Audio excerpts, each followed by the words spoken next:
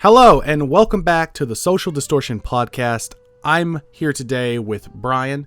You may know him better as TheFamousFilms, but you can go ahead and introduce yourself and anything you want to plug. Thank you so much for having me on here. Hi, I'm TheFamousFilms on YouTube or across all social media. I make Minecraft role plays on my channel, and yeah. No check mark on the Twitter though. Like I got to make sure they haven't gave that to you yet. Not yet. But on Tinder. I have a check on Tinder. I'm verified on TikTok and YouTube, but I'm currently in the process of trying to get verified on Instagram and the so-called Twitters. I think that's amazing. I mean, me and you have known each other. Just to get into it for people who may not know coming in, like me and you have been friends for over a little bit, 2 years maybe? Like right at 2 years, maybe a little more? I believe it's 2 years. Yeah, plus a little bit. 2 years and a little bit. A little bit. So I've known Bryan for a long time, and Bryan, without any me being biased or anything, I think Bryan is one of the nicest people I've ever had the pleasure of meeting. Definitely one of the kindest. And today, I think it reflects the conversation we're going to be having a little bit. So the topic today is, should we hate? I think it's such an easy thing to hate these days. And hate is something that I think fuels a lot of our actions, actually. But I want to talk to you about it today. We're going to start off easy, and we're going to talk a little bit about it. And I think it's going to be good for everyone involved. And hopefully, if anyone's listening, hopefully you can get something out of this. That's kind of the whole point, at least for me. But again, thank you, Bryan. And let's get into it. So, yeah, you want to go? Oh no, go ahead. You go ahead. So, this is something I think is important, right? So, what has been one thing that you've went through growing up that has really shaped the way you've been able to view the world, or the people within that world? Like, what's something that's really shaped you growing up? I think the thing that's really shaped me growing up is probably my parents not being together and being raised by a single mom. Throughout my whole life, it's been kind of like an ordeal for me to, like, as I was growing up, to kind of understand the reasoning everything was kind of going on in my life. And eventually, once I got to a certain age, I think I kind of like clicked and understood every aspect that was going on and what was going with those reasons. And I think honestly that has definitely shaped me to be the person I am today. I feel like if they were together, I think I would be maybe a completely different person, I feel. And I think that's what like has been made me is just the uniqueness and how much careness I've gone through, like the love of my mom and like growing up and stuff like that. And I think it's just like the principles I've always been like learned to, like, I can't have everything that I want. I can't, get this or that. And I've learned to like accept what I have, and to take care of the things that I do have. And I'm really grateful to have my mom, because she's definitely taught me a lot over the years. So that's definitely like shaped me. And I think everybody has a different story between themselves and their own lives. And I would say that would be mine. I think that's amazing. There's a lot of respect there. I can like just hear it from the way how passionate you talk about it. There's a lot of respect for your mom there. Mm-hmm. And that's beautiful. Like I love my mother, of course. Luckily my father, has been here, but he worked 20 years of my life. So he's, it's like I never really bonded with my father. I was always a mama's boy. Same here. So I really do kind of like meld with that, because I don't know, because it's like me and my mom did everything together, so it's like the way she was doing things and taught me is kind of like how I see the world too. But that's really beautiful, Bryan. The next thing I want to talk about just a little bit, and this is a big one, because I seen like you talked about it in the comments of, I think, the last podcast episode I did with Steven. Have you ever went through someone putting you down for your sexual preference in life, or anyone really do you feel like it's just been more of an obstacle to get over for acceptance? Like, do you feel like you've just been put more down because of that? Or like, what do you think goes through someone's mind when they do that to you? And like, what goes through your mind, really? I would have to say, I mean, like I said before, like everybody has a complete different story each time around. I'm very thankful that when I came out to people, that everybody was very accepting, and I never really had like a hardship per se. Mm-hmm. When I came out to my mom, that was very scary for me. Um, we I cried and she cried, but at the end of the day, she loves me, and it was something that she had to kind of like, uh, I guess, go through an obstacle to understand myself. Mm-hmm. But over time, she's grown to learn and accept me for who I am, and I'm very thankful for that. She loves me, with all her might. And personally, there has been instances where um, people have put me down because of my sexuality.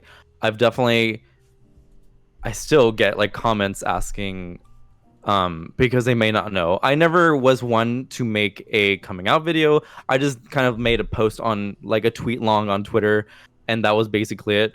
I never made like a Facebook thing. I just kind of like did that. And so I understand why I get those comments sometimes. I guess people don't realize, and that's fine. Um Mm-hmm. and some people always ask in my live streams like, "Are you gay? Is he gay?" Is he? I'm like, I don't know. I don't know. And so it doesn't really bother me. I think it's more of like the matter of like in my head, I'm like, does it matter? Um, and I'm so thankful that I have a fan base that like all of them like accept me for who I am. And going back to the actual topic, but there has been instances where people have hated me because of it. They've had like different views from it, but all I think about is all the love and support that I've gotten, minus the hate that there is. So Mm-hmm. there's definitely way more love shown out from that than It there is outweighs hate. it. Right, it outweighs it extremely, by an extreme amount. So I'm very thankful for that. And I know for other people, it's not that way, and it's very hard to like read stories and see stories like that all the time Mm-hmm. because of that. And I'm just very thankful I'm able to have the experience that I've had because of it. But I do understand not everybody gets to have that moment of people understanding, people wanting to be who they are. Yeah, people can live their whole lives with having to suppress that feeling Mm-hmm. and never get any sort of I guess it's weird. I wouldn't call it closure, but just to be what they want to be or who they are. It's like you're like a puzzle piece that doesn't fit your part. You're living sort of in a different way than you feel like you should. Mm-hmm. To dwell on that just a little bit more, right? Because I've worked with you a while, and I've seen those comments. I've seen people come at you on Twitter about it too. Not to bring any drama or anything up. Yeah. But I've definitely seen people, like, go, like, why can't you date a girl? Or why can't you do this or that? Like, it's like, it's weird to me that someone like you, someone who, by all means that I know is very like, you do your job, you do it very well, you entertain people, you really not separate yourself between they don't know who you are, but you don't really care if they know. Like, it's not the biggest deal to you if they do, but it is a part of you because that's what you are, that's what you do. But I don't think it makes you. And that's like the thing for me. I don't think my sexuality makes me. I don't think your sexuality makes you. But when people make it about that, it's like, when I seen that comment in particular, it made me mad, because it made me like almost boiling mad, because it's like they are ignoring the person that you are. Kind, loving, and sweet. Someone who has given more people opportunities than I could even count. Like, honestly, you've helped me through almost every bad situation I've dealt with on YouTube and in my career so far, and you've given me so much, And it hurts me to see people put you down just because of that. Something that you don't even put out there. It's something that they just don't like. And that's what weirds me out. They find the need to attack you about it. Yeah. And that's the thing, I think it's just more of the thing. People are just not really, there's some people who are against it, and I can't do anything about it besides hopefully I'm not about to educate that person either. I'm not about to go for them to tell them, I can already see that they're like some people's views are not going to change. And I think it's just as a society we have to evolve to make it where we all get it's I don't know if that's going to even be in my lifetime. I would love to see where we would get to a point where that just doesn't matter and people just live their life how they want to be. But yeah, I mean, not to bring any drama in here, but I have been told, like, why don't you go date a girl or go back to being like bi? Before I came out, in context, I quote unquote was bi. Obviously that wasn't the case. I just kind of I guess evading the reality of myself and accepting who I was.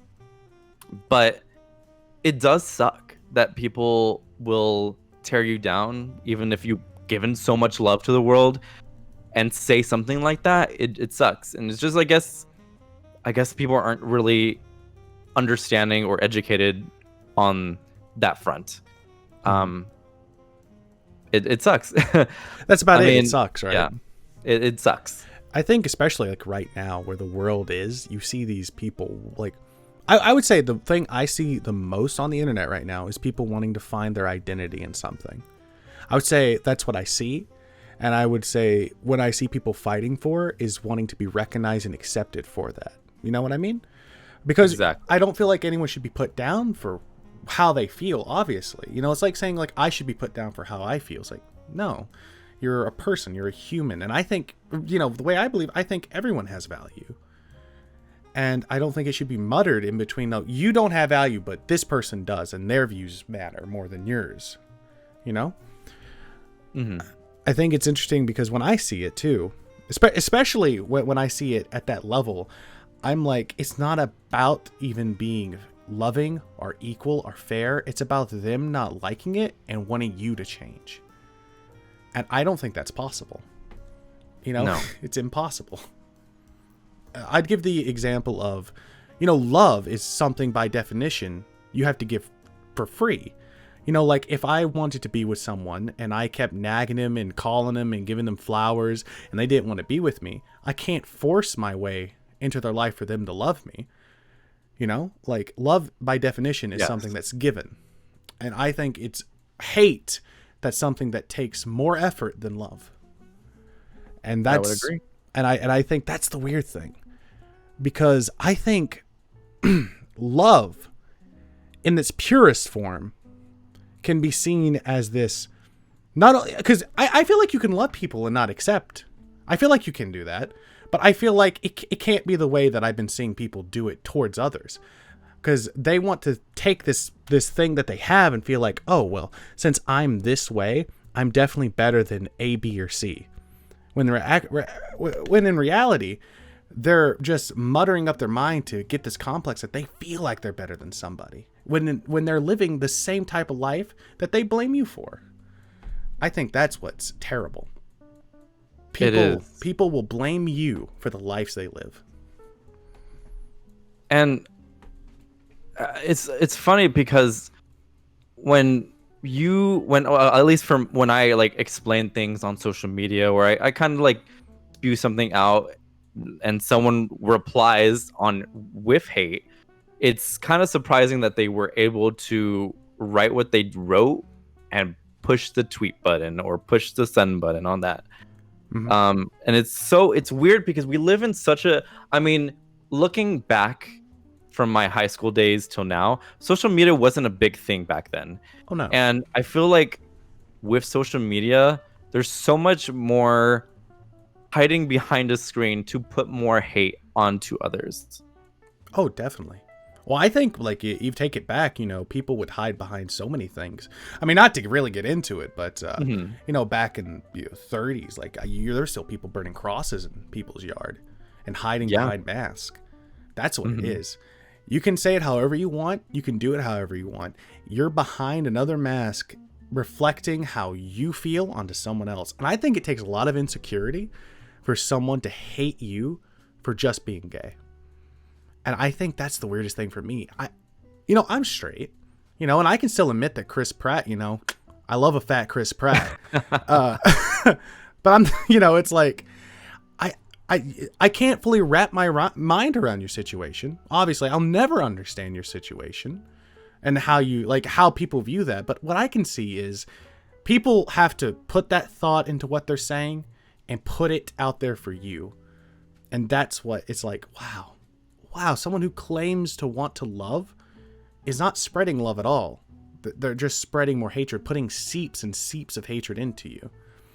And that's the thing that's made me like take a new step and take a step back and view the world differently. Is I feel like right now, especially with TikTok, I've seen so much hate on TikTok that just I scroll through it like every now and then, and I'm like, if you don't accept this, then you're going down. If you don't like this, then you're done. But if you like this, you're okay.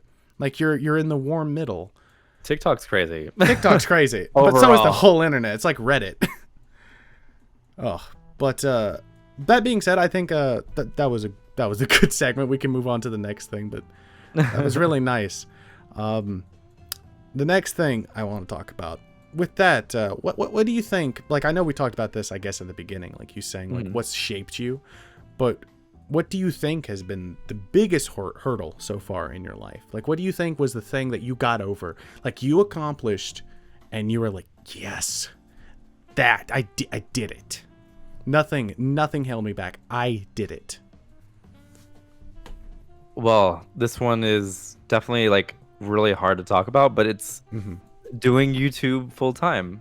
A lot of people don't know this about me. I used to work at McDonald's before I did YouTube. I also did some work as a management thing at an office. I forgot what the thing is, but I was also going to college at some point, and then I kind of left it. And I struggled to know what exactly I wanted to do. I was always pressured. And I know a lot of people go through this too, where they get pressured onto, you need to be a lawyer, you need to be a dentist, you need to be a doctor, you need to make you need to get a degree that will make you a lot of money. I was always put in that mindset. Same. I hated that. Back in high school, I did photography. I was very much a creative person. I love art and creativeness, and I think that's how I've gone into YouTube too. It's because I've taken the things I love to do back when and implement it in what I do now. And the thing that I've really overcome was doing what I'm able to do full time is YouTube. Back in when I was doing YouTube as a hobby, I never sought out to do it as a job. It was in my head where I'm like, oh, I wish it would be my job though, Yeah. And I've been in this industry, I think 10 plus years now, since 2011, 2010ish. And I've definitely had a lot of obstacles with people thinking that I wasn't going to make it. People talking behind my back saying, why is he still doing YouTube? Clearly he's not going to make it, blah, blah, blah. I am one of those people that I don't listen to the hate that people bring upon of me not being able to do something. I take it more as motivation. And so I had a struggle where I'm not going to bring up like drama with it, but there was a certain individual that really hurt me. And I almost did quit YouTube at one point. I struggled with a lot of stuff in 2017. That whole year was a wasted year.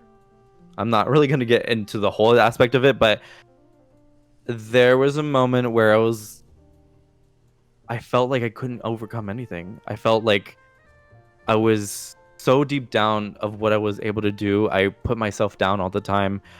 I was so depressed. And I'm so thankful that I had a friend who gave me some great advice saying that I didn't need anybody. I could do it on my own. And if I put my hard work into it, I'll be able to do it. And so I listened to them. I took what they told me and I put it to what I loved. And so a few months later, I'm making more money than I was making at my regular job. And then 2 months later, I was able to quit that job. That must have felt good. It was amazing. And the day, I remember this very well. I remember the day, it was my last day. I said goodbye to all my coworkers that I worked with. I went in my car, and exactly when I shut the door, I started bawling, crying. Because now I had realized that I was able to do what I love full time. On the way home, I don't remember what song I was playing. I was playing some loud beat song, but I was crying and happy. It was so many emotions. And I remember I got on Discord. I got on a call with people and I told them, guys, I'm able to do YouTube full time. And I was just ecstatic. And then from there on out, it's just history. So yeah, that's something I overcome, is not listening to the hate that people give to me, and that I was able to overcome it regardless, and I was able to do what I love. That is very inspirational. I wish I'd had that pep talk back when I was 16, because I think I had to go through the same thing. My parents wanted me to get a degree in something. They didn't care what it was. So when I graduated, I was working at this trucking lot near my house, and I was repairing 18-wheelers and moving them. Not many people probably know that. Imagine me in overalls, greased up, like changing 18-wheeler tires, and I hated it. Hated every second of it. But I worked that job enough to pay for my first car, and then my dad was like, "You got to go to college because you got to get a degree in something, because what you want to do isn't going to get you money, and it's not going to be the thing you're going to be doing for the rest of your life." Harsh words, but I feel like he had love in it. But I went for accounting. It wasn't like I was very passionate about accounting. It was something that I just didn't like. And I think like almost more than halfway through, I was like, I can't keep doing this. I was about the time I was working with Corey. He was paying me around, I think, $300 like a month. And I was like, I want to focus on this, because I wanted to be a voice actor, right? But I was like, I don't care what it is right now. I want to be creative. Right. I hate this. It's like the best way I could put it, it's soul sucking. It drained me to the point where I was like, I can't keep doing this. I hate it. And I knew for a fact if I was working behind a desk, just doing those crunching numbers, doing inventory, that I would hate it, and I would hate the rest of my life. So at that moment, I was like, I don't want to do this anymore. And I got yelled at for it. I got screamed at by my parents. But I think through working those things out and finding what I want to do, and it doesn't always work out this way, you know, like I'm very lucky. I'm so lucky that I've met the people that I have, and I've had these opportunities, but I was able to start making around $600 a month. And around that time, I was like, I'm going to keep doing it. So I just put all the money I was making back into making content. I think the first thing I bought was my microphone, and then I bought a computer, and I was like, I just want to make content. So around, I think 3 years ago, I started uploading videos, maybe 3 or 4. And I think 2 years ago I met you, and I don't know if it was my biggest hurdle, you know, so far, but it's definitely been the moment where I was like, I just can't keep doing what people tell me to, because I'm never going to be happy that way. No, I agree. I mean,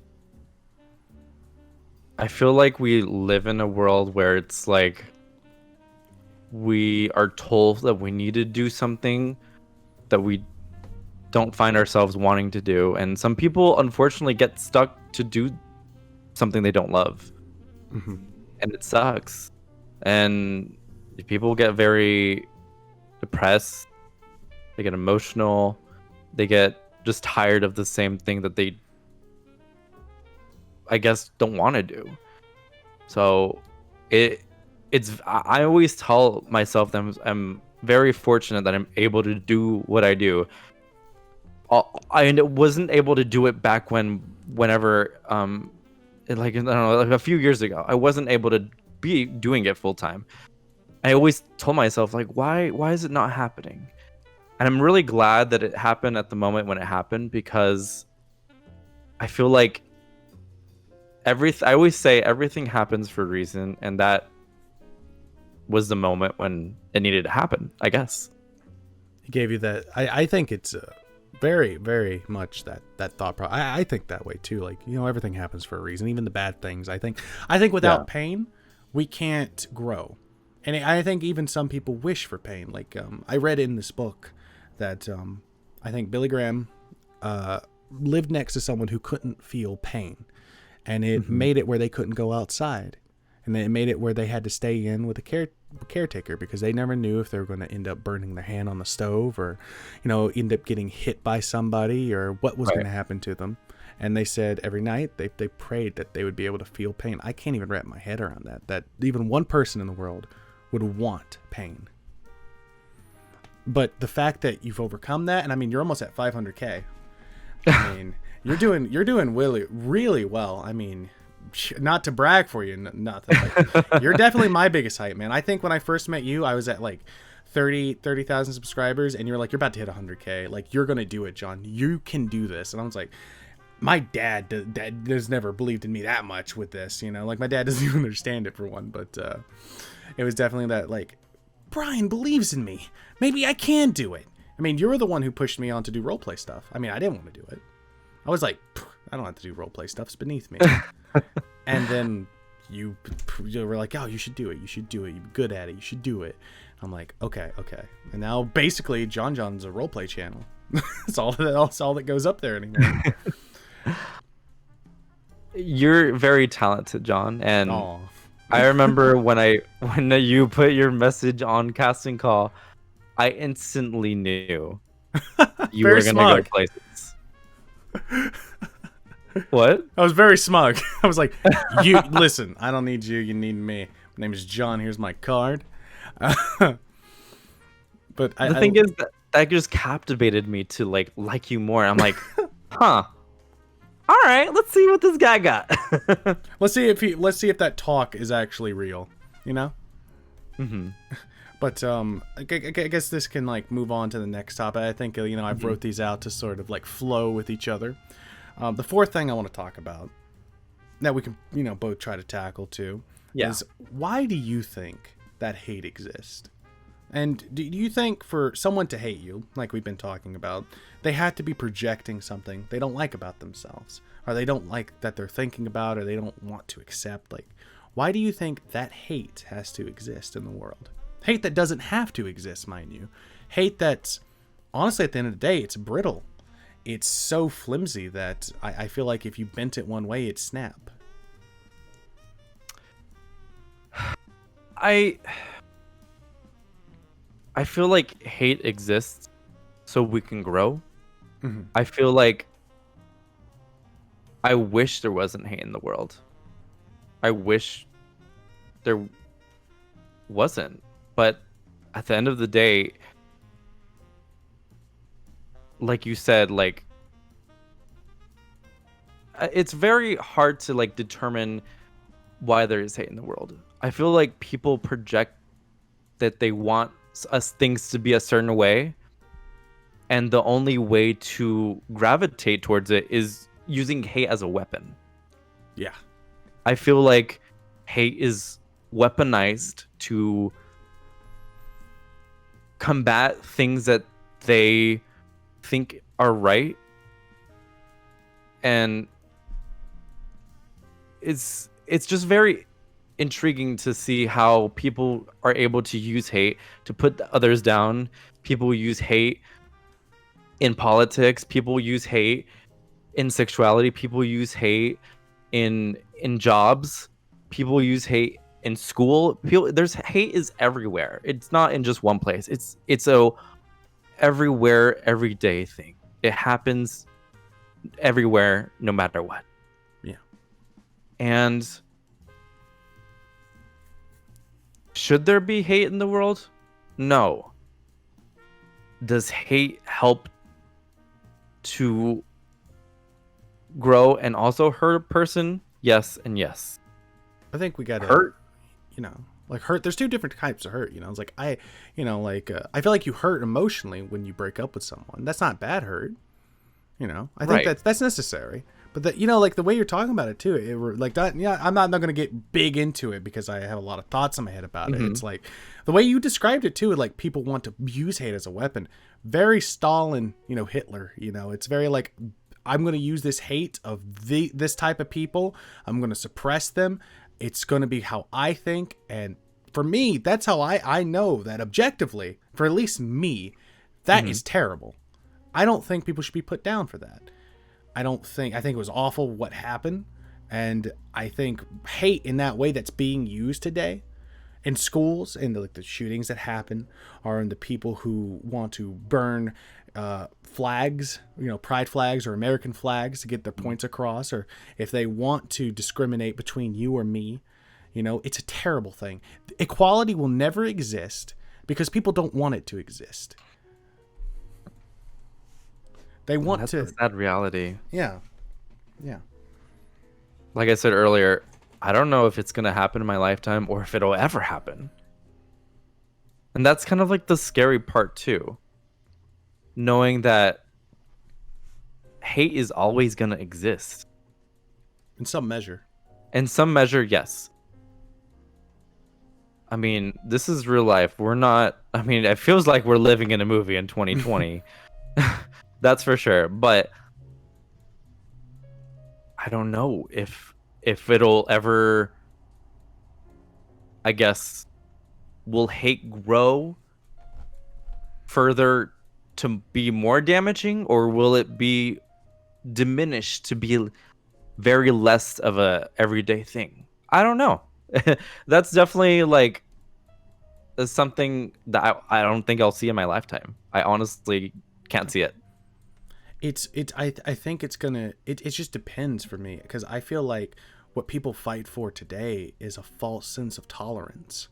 They want people to be tolerant of their lifestyle, but it's like, listen, like I personally don't mind what you do. I'm pretty sure the majority of the world doesn't really think about what Bryan does in his bed. But I think that hate will be there in little ways. It's still here in little ways. And I think throughout history we can see it. And whether it's with sexuality or with race or with an extinction or trying to eradicate a race, it's never good. We want equality. We want to feel like we're all equal. We strive for tolerance in the right ways. But sometimes fighting for that tolerance doesn't actually mean tolerance. Because if you force people to be tolerant, you're not tolerant of yourself. You're not tolerant of them. That's not what tolerance is. And it's bad because there's people who are going to use that hate forcefully against you. And that's not right. Now, I don't think anyone deserves to die because they live a certain way like that. I think if you live your life every day and someone's telling you your only goal in life is to kill those people over there, then what are you going to do? You're going to grow up with the thought that all your purposes in life is to kill those people over there. If I was raised and I was told every day, you have to hate these people, you got to kill them, I feel like that's the way people will be raised up. I hope and I pray every day that that's not how we're going to live. And I hope that people know there's more hope in the world than just hate. I think there's a lot of hope in the world. And I think when we see hate and we see mistreatment, we're going to stand up and fight against it. Yeah. stand up and call that out. But like what you were saying, to grow up, to learn to hate people. And I think that's the thing too, is that people are raised differently. And there are people that raise their kids to hate something, and they grow up in that ideology that they need to do that. They need to hate. Yeah. They need to hate this thing or that thing or all of these things. And that's how it progresses, because it doesn't stop. Because then they teach their children the same thing, and then their children learn the same thing, and it goes on and so forth and so forth. Mm-hmm.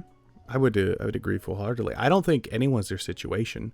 I think if someone can get out of it and they realize that this isn't good, because I think, morally speaking, deep down inside, I know I shouldn't hate you and kill you and say terrible things to you. But when someone's raised to be appalled by it, all they know is that. And they're raised that if they're not that, then they are that. It's like, Yeah. I'm pretty sure if, not saying if I was, but if I was gay, it'd be a big obstacle in my family. Yeah. I'm not saying anything like, oh, we hate and all that. It's like, I just know that, my family wants a certain life for me. Mm-hmm. And I would never say that I've been forced to be a certain way, because, I am straight, but it's like, I couldn't imagine someone in that situation being told every day this, that, or this, and there actually are. Like, imagine growing up thinking that your dad or your mom hates you because of that and will never accept you. I couldn't imagine the person that's supposed to love you does that to you. There's only one more thing I want to talk with you about, Bryan, in this segment, and I think it's very simple. I think we'll probably get done with this one in 10 minutes after we get done discussing a little bit.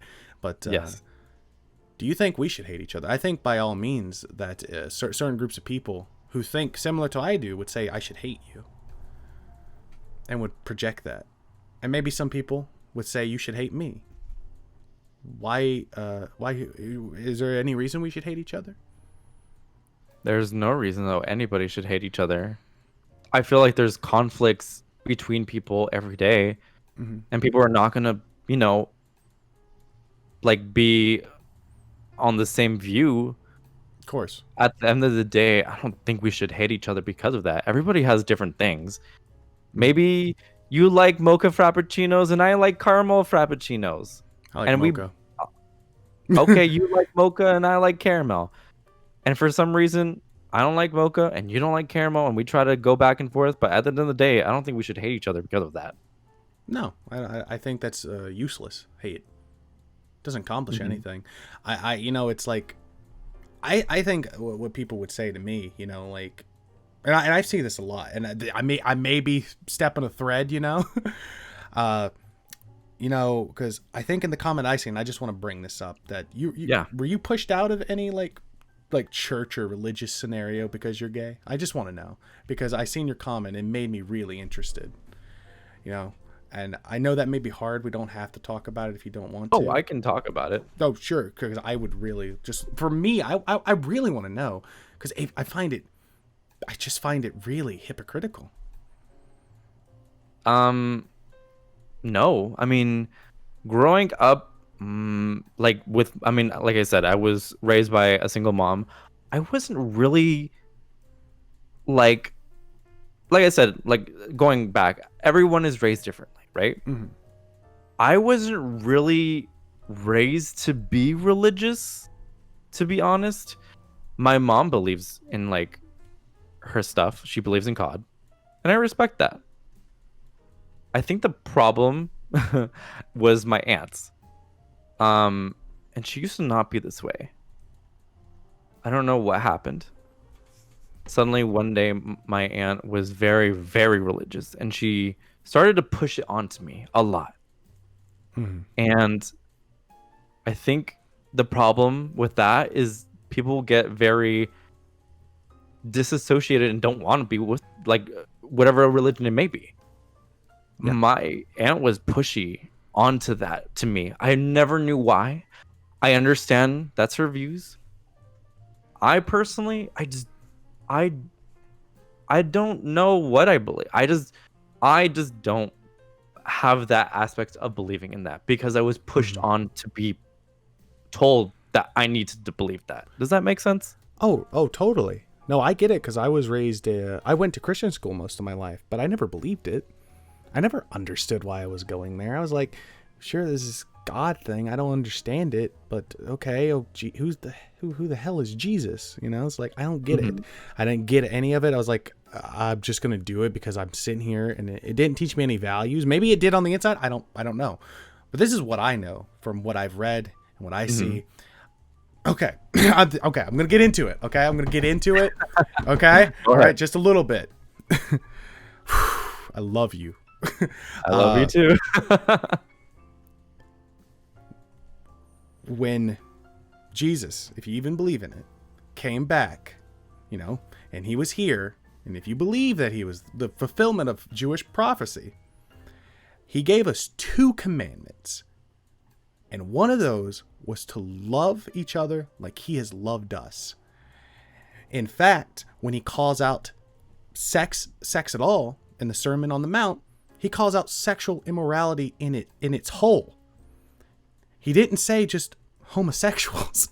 He said sexual immorality. And I think I have that. You have that. Everyone in the world has that. And if someone doesn't admit that, they're a hypocrite. And for someone to push that on you or make you feel like, oh, here's this or that, it's like, dude, have you not seen this? He called us all to be loving to each other. You know, this is from this audiobook I'm reading. Gandhi, actually, in an interview, said he loved Christ. He just hated Christians because they were nothing like him. He actually wanted to be a Christian, but he was pushed out of a church for the way he looked and the way he dressed. And I find it terrible that the thing that I think is wrong is the people within it, because they have that ideology that if you're gay, can't be a part of it. It's not for you. And it's like, listen, you have that. You have sexual sin. I have sexual sin. And why are you not accepting and loving of someone? Because you want to feel superior to that person and condemn them. That is not what we're called to do. And not to get into it, but there is so many parts in the New Testament where it says that love is the forgiveness. You know, we will be like, if we love, like, okay, I want to get into it just a little bit more. All right. Go ahead. In Matthew 6, it says, for if you forgive other people when they sin against you, your heavenly Father will also forgive you. But if you do not forgive others of their sins, your Father will not forgive your sins. Imagine being so inside yourself that I would judge you for your sin and not forgive you, and then be like, oh yeah, I'm not sinning. You know, I'm perfectly fine. I'm not gay. And the fact is I am. In that thought, I'm hating you. And that is the sin. I'm not even opening my arms saying, I love you. And I not only love you, I value you. You have value. Beyond compare, do I think you have value? Because you are loved.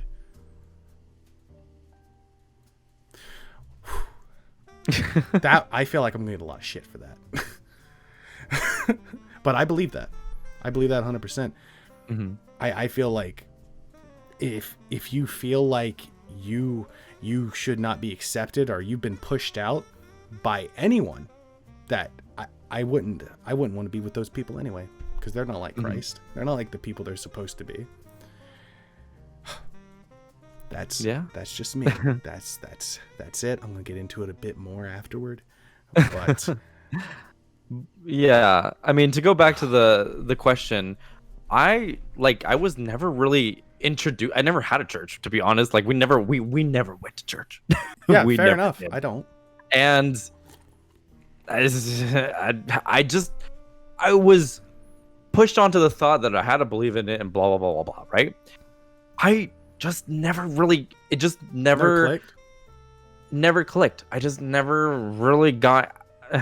And this might be controversial for me to say, but I found it a waste of time, to be honest. I didn't want to think about it. I'm like, I have better things to do than like think of this at the moment. Like, yeah, exactly. I gotta get a mocha frappuccino. Yeah, it's just one of those things. I don't really think about it, and I just don't care for enough about it. And yeah, I don't know what, to be honest, till this day, I don't know what to kind of label myself, and I don't want to put a label on it, to be honest. I'm not an atheist. I'm not like, I forget the other term, but I just don't care for it. that's Yeah. basically the premise for myself. I don't care for it because it was pushed upon me, and I just think that's awful though. Huh? I just think like being pushed away from it anyway, just because like you were like, oh, you gotta believe this. Like I don't know. It just like that's terrible. And it's still pushed on me. My aunt still pushes on me. I mean, I guess I this is literally- me pushing on you, right? Like me having this conversation. I hope it doesn't feel that way. oh no, not at all, not at all. No, her pushing is like, I spoke to God in a dream, and He told me that you needed to do this. I'm like, okay, well, Here's my thing. If it's not true, don't believe it.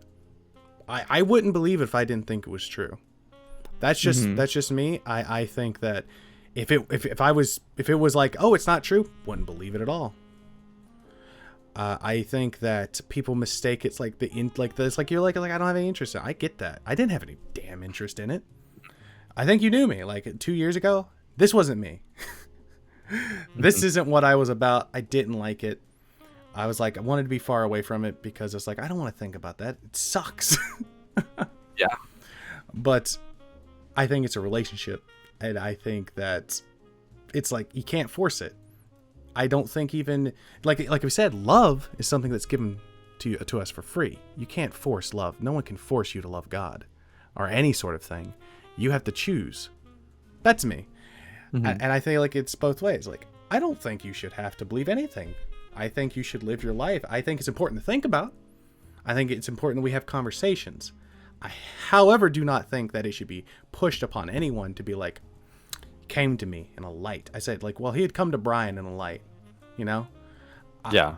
I you know, like from my experience, like when I was in that, okay, to get into it, I've said it a few times. In my worst, I wanted to die. I was crying in my bed every night, and I didn't know what to do. And I was staying up to 4 a.m. every night staring at my ceiling. And it wasn't until, I think it'd be called like just desperate, that I was like, well, maybe this. And it was like a flip of a switch for me, and I can't explain it. I wish I could put it in a bottle and make it, and like have you taste it a little bit. But that's just me. I don't know. I can't explain it any other way. Yeah, I mean, like I said, everybody has their own story that they have growing up. Given for me, it was a lot easier, and for a lot of others, it's not that easy. A lot of people are forced, or they have to because it's their family's religion. They have to go through that because that's what they're learned upon to do, and learn to, you know, believe it. And thankfully, I never had that struggle. That's good. A lot of other people, they have it way worse. And I feel for them every day. And the thing I do believe in is love. I feel like love is a thing that should be spread out way more in the world. And I do believe in love. And I believe love is real. I think love is what I would say defines, like, that's how I would think I would say free will is true. Because, you know, like if it wasn't, love wouldn't be a thing. I couldn't be able to love you freely of my own choice, because I shouldn't care about you. But I do. I love you, and I want nothing but the best for you. I want nothing for the best for you too, John. I love you. I think that wraps it up for me, at least for this segment. I do hope anyone who's listening got anything out of this. Bryan, if you want to say anything else, plug anything, if you will. I know you said you might be starting your own thing soon. If you want to talk about that before we, end this bit off. Yeah, for sure. I guess one of the things I just kind of like wanted to put out to you guys that are listening is you can do anything you want to do. As long as you believe in yourself. It might not happen overnight. It might not happen in a month, a year, 3 years. If you believe in something that you want to do, go for it. Because if I could do what I wanted to do, you can do whatever you want to do. Yeah. Yeah. Like John was saying, I am thinking about making my own podcast. I've been thinking about it. I just haven't really come up with a name. And I've also wanted to kind of get into talking about situations more or less more in the industry that I'm in. Yeah. um, and if you guys want to, you can find me at The Famous Films on YouTube, on Twitter, Instagram, TikTok. All my social media is basically The Famous Films. Oh, and Twitch. Oh yeah, and Twitch. You stream on Twitch now. I forgot about that. Yeah, I No, do. check mark there? Not yet. Not yet. You But don't I'm have to. You're working. gonna get in it. I'm You're gonna get in. I'm gonna become partner, and then I'll probably get one. Yeah, you're gonna do it. I believe in you. I would agree. If you're working a job right now, and you want to do something, I feel like if you make it that and you want to do it slowly, because you shouldn't work your entire life at a job you don't want to be at. My dad did that. For 20 years of his life, my dad worked for someone that he didn't like, and he didn't want to work there. He was never off for any of our birthdays, any holidays, but he quit. And I've seen my dad more in the last year than I have in the last 20. Wow. Yeah, I think you can do it. We've done it. It's not easy, but you can do it. Love you guys. That was the Social Distortion Podcast, at least until the second segment. Love you guys. Bye. Bye. Once again, I would like to thank Bryan for joining me for the podcast. Right now, for like 10 minutes, I would just like to talk about some more things and really just round out the whole conversation we had, at least from my side. I do hope everyone who watched up to this point, if you have gotten to this point, enjoyed the podcast. If you don't want to listen to this segment, of course, like I understand, this isn't for everyone, but I do appreciate anyone who is here to listen. Here's the thing. I get that in Leviticus, it calls sexuality, like homosexuality, a sin. But like me and Bryan discussed at the end of this podcast, I think all sexual immorality was called as a sin, and it does have a lot of other things that Paul talks about in the New Testament, but I believe that what Christ said was to love everyone. And love isn't accepting, but love, in definition, is freely given. I think we should be more open to love people and to be more understanding and have more conversations like this. Especially more conversations like this, because I feel like it's very important. One thing I want to talk about is the expression of love and how I feel like love can be twisted and manipulated for people's gain. In other words, they can use hate to manipulate love to hurt people. And I don't think there's a better sign of love than the cross. I think John 3:16 really sums it up for me, at least for how I feel about how love is just freely given. Love is not something you can force. It's not something you can earn. It is not something that you can just pay for. Love, by definition, is freely given. And I would argue that love, I think I was talking about this with Bryan, love, at least for me, is how I know that free will exists, because you have to freely give someone that love. If free will didn't exist, I don't think love would exist. I don't think there would be any sort of notion about that. And I can understand that, oh, some chemicals in my brain probably want me to reproduce. I totally understand that. Yeah, I get that. But it doesn't explain love. It doesn't explain consciousness. It doesn't explain why we love people and why we love people that we should just hate. Like, I should just hate Bryan. Take everything out of the equation, take how I feel and the way that I feel about him now and the way I felt about him earlier in my life. By definition, I shouldn't care about Bryan. I shouldn't even think about him in any sort of capacity. If I'm supposed to survive and live, then my best bet is to screw over Bryan, take as much as I can, and really, honestly, don't care about if I hurt him. But I do care, because he has freely given me love and shown me that he has loved me. I do not love the world. I do not love the materialism of the world. However, I do love every soul because it is valued. I think that's what love is. And to talk about it a little deeper, I want to get into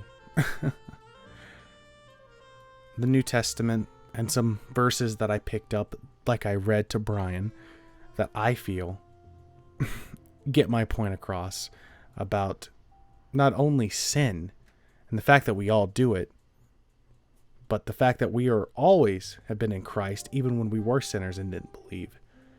Here's how some verses that I really liked. This is from Luke 6:37. Do not judge, and you will not be judged. Do not condemn, and you will not be condemned. Forgive, and you will be forgiven. And notice how in this it doesn't say that I have to stop eating a certain type of food, or I need to stop wearing 2 types of cloth on my clothes. Notice how this verse, I know it's out of context with the whole thing. Feel free to read it. I encourage you. You want a New Testament Bible? I will send you one. I encourage you to read it if you want the full context of the verse, of any of these verses really. But notice how this verse, it does not say to judge one another. It doesn't say to hate, and to that measure will you be hated. Forgive. Be loving. I don't think you have to accept the way people live. I don't think that tolerance is the same as being equal, because to be tolerant and to feel like your worldview should be the only worldview isn't tolerant at all. I feel, honestly, that we should be more loving and more forgiving, and we should have more conversations like this because they are important to the situation. To get on it more, this is from John 4:18. There is no fear in love, but perfect love drives out fear, because fear has to do with punishment. The one who fears is not made perfect in love. There's no fear in love, but there is hate in fear. I think you can fear things that you don't understand. You can fear death. You can fear taxes. You can fear Jell-O. You can fear someone else's life and the way they live because you don't understand it. There's no fear in love. Perfect love will drive out that fear. I believe that is true. I believe that love is so genuine. There's so many types of love. And it is so amazing to me how much hope we have in love. The love of people, the love for someone you want to be with in a relationship, the love of family, the love of friends. I don't think anyone can deny that love is sometimes our best quality when we choose to use it for the right reasons. This is from John 15:13. Greater love has no one than this, to lay down one's life for one's friend. Well, the verse didn't say I couldn't lay down my life for my gay friend, or that I shouldn't lay down my life for one friend who happens to not look the same as me. Neither did the verse say that I shouldn't lay down my life for any other reason. But there is no greater love for one who lays down their life for one's friend. Think about that. Think how selfless that act is. There is no reward for that for you. For the person who's dying, there is no reward. But there is love. You love that person, that you would be willing to take that punishment of death for them. You would be able to put yourself in harm's way for them. And my homie, Jesus, at least the way I think, has taken that from all of us. We should love. We should forgive. And I think I've already said this one, but I will say it once more because I thought it was really interesting. This is from Matthew chapter 6:14. For if you forgive other people when they sin against you, your heavenly Father will also forgive you. But if you do not forgive others of their sins, your Father will not forgive your sins. I think it's easy for people in religious context to feel like they are not in sin. I believe that when you are within Christ, that does not mean you're perfect. Christ was perfect. We are not. We have fallen short of the glory of God so many times, and I know for a fact I have. And I have sinned against him. I have said terrible things that I can't even imagine how it would affect someone if they heard them. Man. Forgiveness of sin and forgiveness for everyone. We should remember that we, in this context, if you believe, we're not always in that grace. That we are not perfect. We are sinners. And I have sexual sin. You have sexual sin. I think it's hard to deny that everyone deals with sin. I'm going to get into a bit more, and this is a bit personal, but I haven't... God, this is hard for me. I haven't looked at any lewd images ever since my conversion to Christ, if you can call it that. And I think porn is it warps you, and it warps what love is. And I'm not here to be like, oh, here's this, here's that, but I feel like we're all in sin, and we should not push others away because of their particular sin. We're to be loving and kind the way that we have been shown love. Could you imagine? Could you just imagine all the hate and the venom coming off the people who crucified Christ? All the things they said, all the things they did. They took up lots of his clothes and his belongings. Could you imagine that? You alive right there. You're about to die. You have this love and forgiveness for these people, sinners. And all they can do is rumble through your clothes for whatever they can get. I think that this podcast episode has been very fulfilling for me. I hope and pray that it has helped anyone out there. Of course, I know that not everyone feels the same way and think the same way, but I'm so glad we were here to have this conversation. I love every single one of you, and I hope you have an amazing day wherever you are. This was the Social Distortion Podcast, and I will see you next time.